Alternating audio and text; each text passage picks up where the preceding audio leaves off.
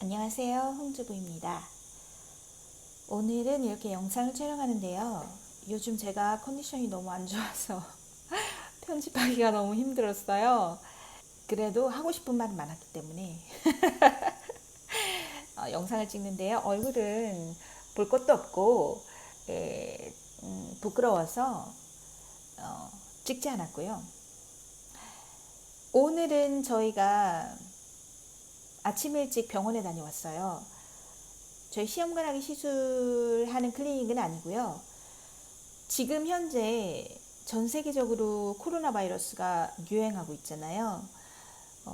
그래서 그런지 시험관하기를 진행하는 과정에서 필수적으로 저희가 코로나 바이러스 테스트를 해야 해요. 그리고 그 결과를 병원에 이제 가져가야 해서 저희가 코로나 바이러스 검사를 신청해서 오늘 가서 검사를 했어요.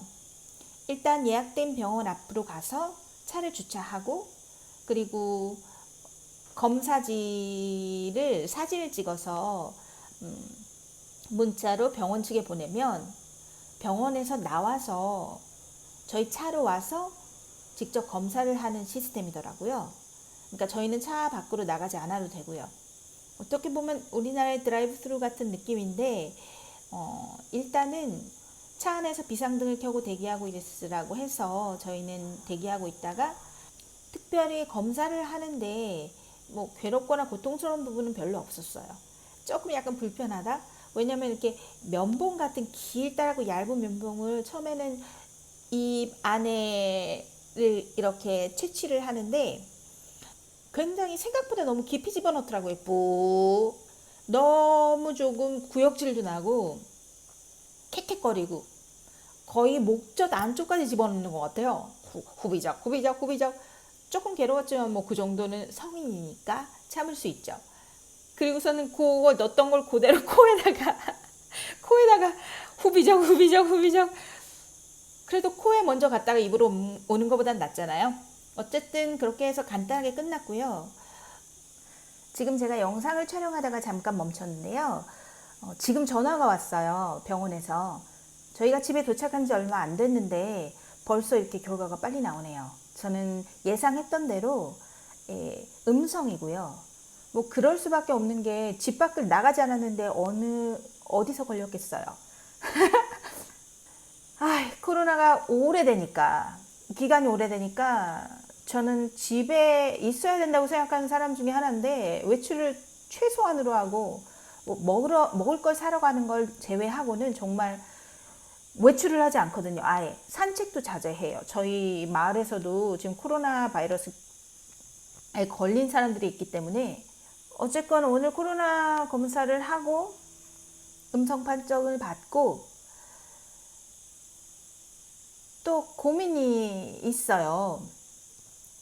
여러분 요즘 많이 이슈가 되고 있잖아요. 이런 난임 부부들 이제 시험관하기를 시술을 앞두거나 아니면 이제 인공수정 같은 경우 이렇게 그런 시술들을 원하시는 분들한테 지금 이슈가 되고 있는 게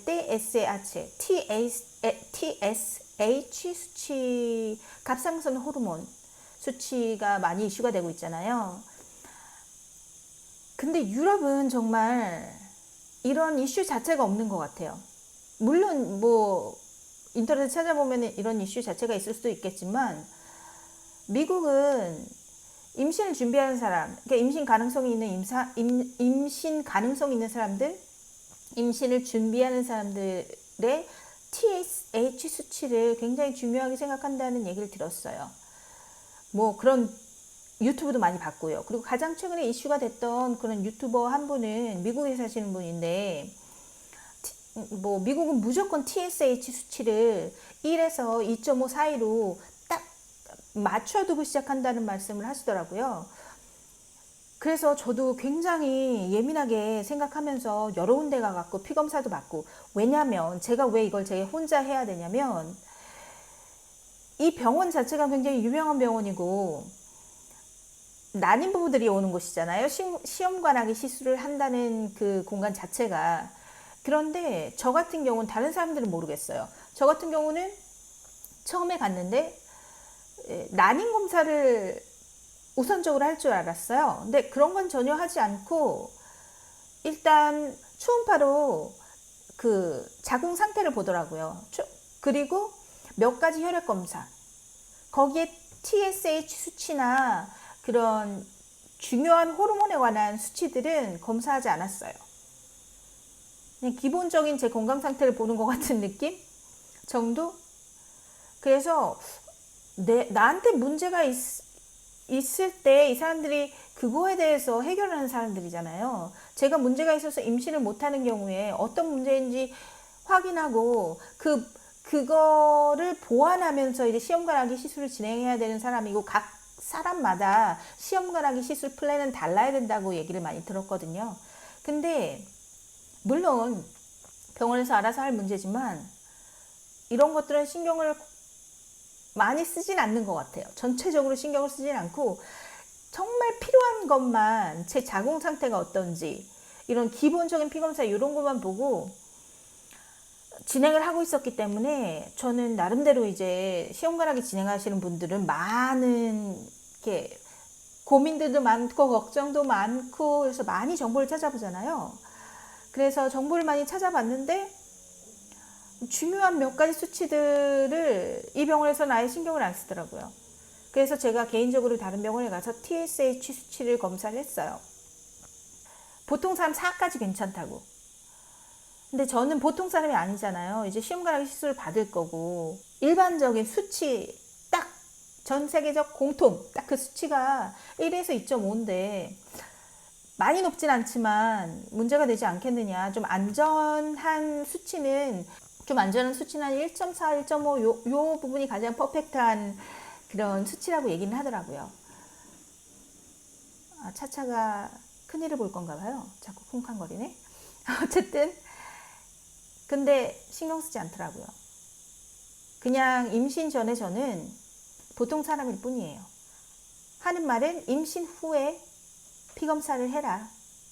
임신이 확인되면 조금 있다가 피검사를 해서 수치를 확인해라 라는 얘기만 하더라고요. 저희 클리닉에서도 똑같은 얘기를 했어요.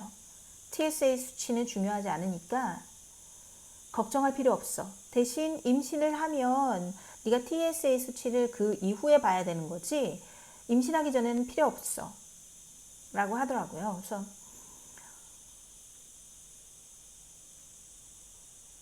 좀 당황스러웠는데, 그렇다고 이 비싼 시술을 받고 제 나이에 이렇게 무리하게 시술을 받으면서까지 아이를 가지려고 하는데 그냥 손 놓고 있자니 불안하더라고요. 그래서 지금 많은 방법을 생각하고 있어요. 보조적인 요법이나 의사 처방전 없이 먹을 수 있는 그런 보조 영양제들, 이런 것들을 봐서 조금 수치를 낮추는, 경감할 수 있는 효과를 볼 수 있지 않을까, 그런 것들을 좀 찾아보고 있는데 정말 불안해요. 우리나라도 마찬가지로 2.5가 넘으면 조금 약을 아주 25 마이크로그램 정도를 처방해 주시는 선생님들도 계시더라고요. 어떤 분들은 문제 없다고 하시고 그냥 진행하시는 분도 있고, 반반이에요. 근데 스페인은 제가 만나본 의사들이나 클리닉은 아무 이상 없다. 그러니까 2.5 레벨에 대한 수치 자체를 모르는 것 같았어요. 아예. 물론 알겠죠. 의사인데 저보다는 잘 알 거 아닙니까. 근데 그 2.5라는 수치 자체를 아예 신빙성 없는 얘기로 딱 치부해버리고 이렇게 버려두는 것 같았어요.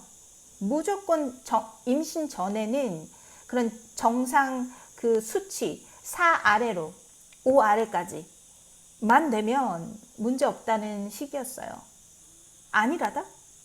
제가 클리닉에 가서도 생각한 게, 여기 시스템 그렇게 싼 것도 아닌데 비싼데, 우리나라를 따져보면 비싸잖아요. 미국에 비하면 반 정도의 값이지만 미국은 그만큼 검사도 많이 하고 그만큼 약도 많고 그만큼 신경을 쓰잖아요.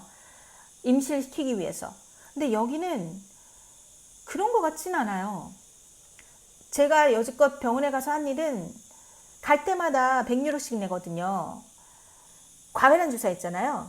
그것도 600유로가 넘어요. 그 주사 자체만 해도. 굉장히 그리고 보험 자체가 아예 안 돼요. 어쨌든 그렇게 해서 제가 지금 되게 걱정이 돼요. 그리고 그 수치뿐만이 아니라 임산부로서 내가 임신하기 전에 내 몸이 갖춰야 할 영양소라든지 이런 것들에 대해서 검사도 제가 따로 해야 되고, 그 사람들이 검사를 해주지 않아요. 엽산이 부족하다. 엽산은 지금 제가 400을 먹고 있는데, 제가 나이가 많으니까 조금 더 많은 용량의 엽산을 먹어도 될 것 같은데 다른 건 먹을 필요가 없다고 하더라고요. 그건 제가 따로 복용하고 있고요. 얼마 전에 한 피검사에서는 엽산 좋다고 나왔어요. 과하지도 않고. 그러니까 800 이상을 먹고 있는데 과하지도 않고 적당하다고 했어요. 그리고 비타민 D는 2000을 먹고 있는데 비타민 D가 약간 부족해서 제가 좀 1000 정도를 더 추가해서 먹을 예정이고요. 이런 것들의 플랜 같은 것들을 병원에서 세심하게 챙겨주지 않아요. 저희 나라에서 제가 진행하는 게 아니기 때문에 어떤지 모르겠지만 뭘 먹어라 하는 건 있었어요. 종합 비타민이랑 커큐민 같은 거 그런 게 다였고, 오메가3도 EPA가 높은 걸 좀 먹고 싶은데 추가해서 먹어도 되겠느냐. 그러니까 그럴 필요 전혀 없다고 말을 했고요. 그리고 참고로 제가 먹고 있는 종합 비타민에는 오메가3 중에 DHA가 200 정도 들어있어요. 그리고 다 전무해요. 비타민 D 수치도 임신 전에도 굉장히 중요하고 임신 후에도 되게 중요한 거라고 저는 들었거든요. 근데 그런 거에서 전혀 비타민 D를 먹으라고는 했지만 특별하게 많이 먹을 필요는 없고 커큐민에 비타민 D가 같이 있는 걸 먹으면 충분하다라고 얘기했었거든요. 근데 저 같은 경우는 비타민 D 결핍이에요. 그러니까 환자한테 맞춰져 있는 그런 시스템이 아니라 그냥 공장처럼 찍어내는 시스템인 것 같아요. 그러니까 세심하지 못한 거죠.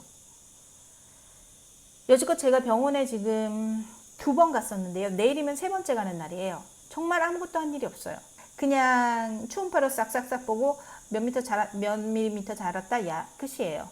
끝이고 설명 같은 것도 그냥 물어보는 거에 답해 주는 정도? 그리고 자기들이 해야 되는 스케줄, 약, 복용 시간 이런 것만 얘기할 뿐이지, 여지껏 지금 저희가 총 금액은 1000만 원 이상 들 거예요, 아마도. 하지만 의사들이 하는 일은 없는 것 같아요. 아직까지는. 약을 조제해주고 상태를 볼 뿐이지. 다 산모가 약을 직접 사서 약 비용도 거기 포함되는 게 아니라 약도 다 따로 해요. 저희가 다 사야 돼요. 1000만 원 비용을 지불하더라도 약 비용은 저희가 다 따로 하고, 갈 때마다 또 초음파 또 비용 지불하고, 어쨌거나 그렇게 해서 결국은 의사의 손에 의해서 내 난자가 채취될 거고, 의사의 손에 의해서 수정란이 이식될 거지만 그 두 가지를 제외하고는 정말 의사의 힘이 필요 없어요. 지금 제가 다니는 평균적으로 지금 스페인의 이런 시험관하기 시술 가격이 어떻게 되는지는 전 잘 몰라요. 가장 유명한 데 가서 확률을 높이자는 생각이, 가장 노련한 사람한테 가서 확률을 높이자는 생각이 제 생각이었거든요. 근데 이렇게 진행을 하다 보니까 노련하면 되는 거잖아요. 유명한 병원일 필요는 없거든요. 유명한 병원은 그만큼 비싸겠죠? 가격이 천차만별일 것 같아요, 제 생각에는. 유명한 병원이라는 이름값도 있을 거고, 차라리 그 숙련된 사람, 그 경험이 많은 사람을 찾아가지 유명한 병원을 찾아갈 이유는 아무것도 없을 것 같아요. 저희가 원하는 건 숙련된 의사의 손길이잖아요. 그리고 그 손길 빼고는 전부 다 제가 해야 되는 거거든요. 약 먹고, 약 지르고. 그렇기 때문에 그 숙련된 의사의 손길 빼고는 전부 다 저희가 해야 되는 거잖아요. 정말 제가 이번에 임신이 안 된다면 이 힘든 과정을 다시 할까, 내 나이에? 라는 생각도 들지만, 만약에 한다고 해도 이 병원에 다시 갈 것 같진 않아요. 노련한 의사들을 찾아서 그 의사가 하는 클리닉에 가든지 아니면 큰 병원, 그 의사가 속해 있는 큰 병원에 가서 하든지 하는 게 답인 것 같아요. 굳이 유명한 데가 아니더라도 좀 숙련된, 나이도 있으시고 숙련된 이 분야에서 오래 일을 하신 선생님이면 대부분이 좋을 것 같아요. 노하우가 없거든요. 그렇잖아요. 노하우가 있을 리가 없죠. 뭘 먹어서 임신이 잘 된다 이런 건 정보는 넘쳐나고 다른 병원도 똑같을 거고 뭐 의사의 손길이 난 2번 터치하고 1번 터치한다 이런 신의 손을 가진 분도 계실 수도 있겠지만 어쨌든 그것은 다 경험에서 우러나오시는 거니까 굳이 유명한 병원에 찾아가서 돈 쓰실 필요는 없으실 것 같고요. 그리고 스페인에서는 제 생각에는 어느 병원을 가나 동일할 것 같아요. 자기가 움직여야 해요.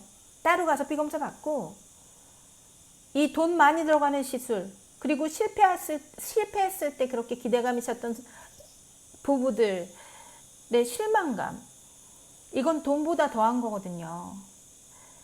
그렇기 때문에 한 번 할 때 최선을 다하면 후회라도 없잖아요. 내가 이 시술이 끝난 다음에 내가 이렇게 했으면 임신이 됐을까?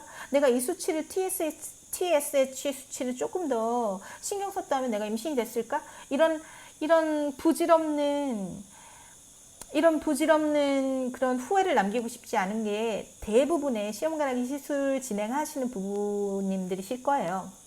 그렇기 때문에 한국의 시스템은 어떻게 되는지 저는 안 해봐서 잘 모르겠지만 요즘 유명한 몇몇 병원에서는 TSH 수치도 굉장히 타이트하게 보시고 뭐 질정이라든지 이런 호르몬 제제들을 넉넉하게 주시면서 푸시를 하시는 경우가 많더라고요. 이번 시술을 제가 진행하면서 가장 크게 느낀 건 유명한 병원에 가는 게 중요한 게 아니라 정말 그 노련한 손길, 노련하신 분들, 경험 많으신 분들한테 가서 보는 게 최고고요. 그리고 조금 면담 비용이 들더라도 여기는 면담 가서 그냥 나오고 이러는 게 아니에요. 그냥 가볍게 초음파만 보더라도 150유로씩 내면서 선생님 찾아가서 면담하는 건데 그 면담 비용이 아까우면 안 될 것 같아요.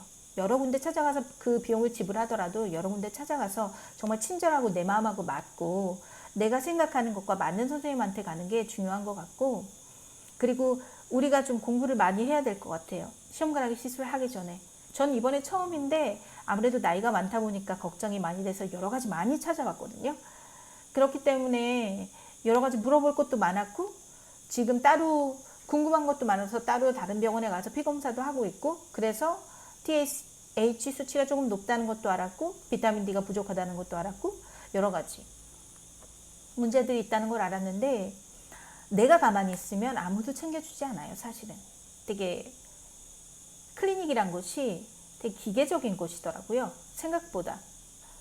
시험관하기를 준비하시는 분들은 한국에 계시더라도 한국은 이제 클리닉에 가면은 난임 검사부터 쭉 하는 걸로 저는 알고 있어요. 내 몸에 문제가 있으면 그거에 맞춰서 그 사람한테 맞춰서 클리닉에 뭐 장기를 할 건지 단기를 할 건지 어떤 약을 쓰실 건지를 결정하는 게 기본이라고 뭐 말씀들을 하시고 있기 때문에 한국은 그렇게 할 거라고 믿고요. 그렇게 하시고 있는 것 같고요. 이번 시험관하기 시술 진행하면서 시험관하기 시술 유명한 스페인 발렌시아인데 이거밖에 안 되나? 라는 생각이 들어서 조금 씁쓸했어요. 아무쪼록 이번 첫 번째 시도에서 성공을 해서 다시는 시험관하기 시술하는 클리닉에 가고 싶지 않다는 생각뿐이 없거든요. 힘을 내서 한번 진행을 해봐야죠. 어쨌든 오늘도 날씨는 좋고 지금 저는 빨래를 하고 있습니다.